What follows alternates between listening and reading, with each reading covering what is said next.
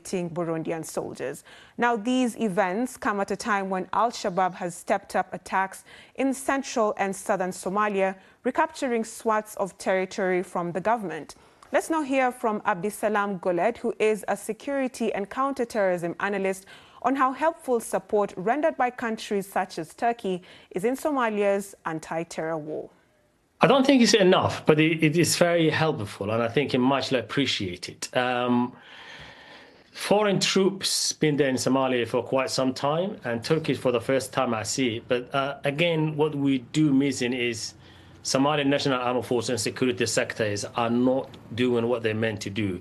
And I think there's a deep crisis inside the Somali national security.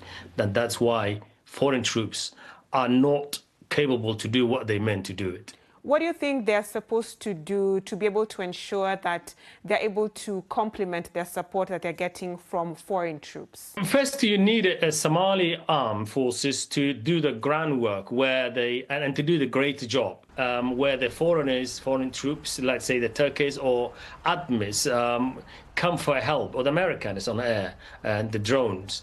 But again, there's a deep crisis in Somali National Armed Forces for the last few years. And if I say last 12 months, it's getting worse.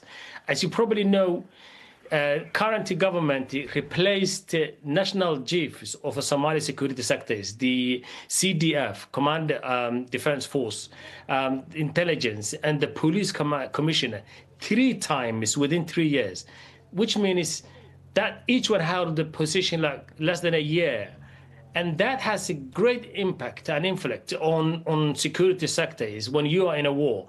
And I think if the Turkeys or other countries deploy the security, again, they need a trustable stand by Somali forces that fight alongside.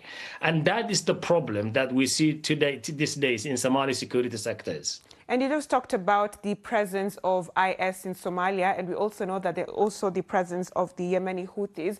Is it making it more difficult to be able to contain the terror activities within the country? I think a new phenomena, and if they involve in Somalia, which I think they do, it's going to be a greater danger for the region, not only Somalia. And I think we have seen signs and symptoms already they involve.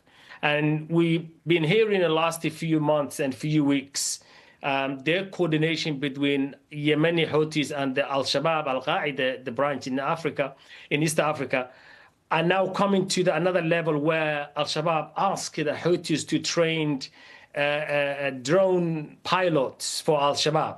And if that is true, that's the case, then we're talking about a greater danger, even more than it looks. Because if Al-Shabaab managed to acquire drones and got the capable pilots, then the Bab al-Mandab corridors and that Red Sea corridor would be in danger. Any administration in Somalia will be in danger, and the region will be in danger. So I think it's something to be worried about. Where are they getting their funding from? Al-Shabaab, I think, is one of the richest Al-Qaeda branch in the world. They accumulate money where they generate the taxations and extortions from the Somalis. Al-Shabaab managed to tax Somali in Kenya, Somali in Ethiopia, Somali across the Somali Republic. And I think when we looked at in 2022, Al-Shabaab's internal revenues was about $300–400 million a year. And in 3 years, it was in 3 years was about nearly $700 million. And I think they're still making that amount of money, and they're not using that much of it. So, of course, Al-Shabaab, they are capable to buy a weapon from any other countries, like the Yemenis and Houthis. They are capable to pay their salaries. They're capable to maneuver and function as a capable and strong organization. Let's head to South Africa now, where nearly 6